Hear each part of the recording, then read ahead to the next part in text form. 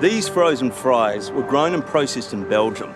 They're almost half the cost of New Zealand locally produced fries. That is dumping. Very difficult for New Zealand farmers to compete with that. We've been cut 10%.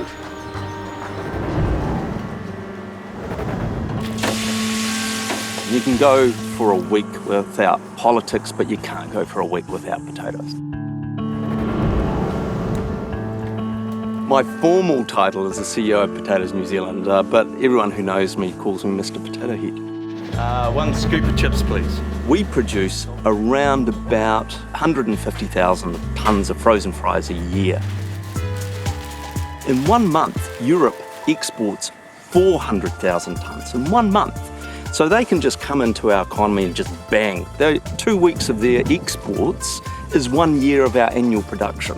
So they can swamp us in a heartbeat. COVID has interrupted the world markets. People can't get out and about in Europe, have a beer and buy some chips. And that means that there's a big lump of frozen fries that have got to go somewhere.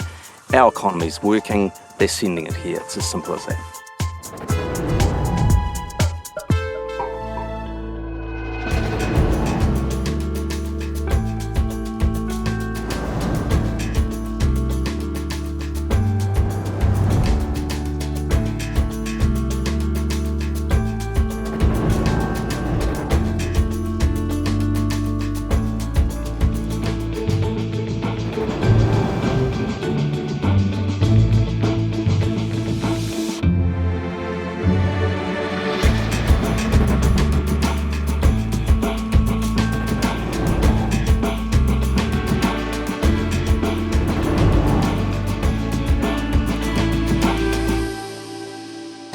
Behind me is 7,000 hectares roughly of potatoes.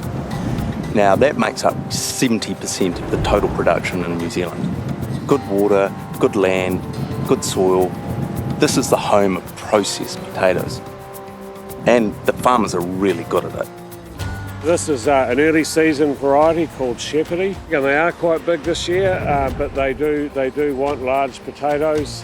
This is probably on the big side, but it's better to be that way than too small. It's processed into French fries and sold to McDonald's. There's a lot of care and attention that goes into a French fry. These are works of art. Length is very, very important for us. Long, crisp, mealy French fries. It would go through nearly 5,000 kilos of potatoes every month in an average size restaurant.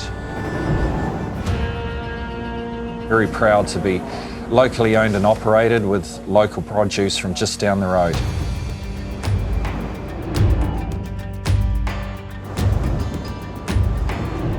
Are the Europeans selling at below cost of production? And we know they are. We know what it takes to grow a potato, what it takes to process a potato, turn it into frozen fries and send it to an international market. I don't think anyone has any issue with competing, but when that competition doesn't reflect the full costs of producing that product, then it has to be unfair competition.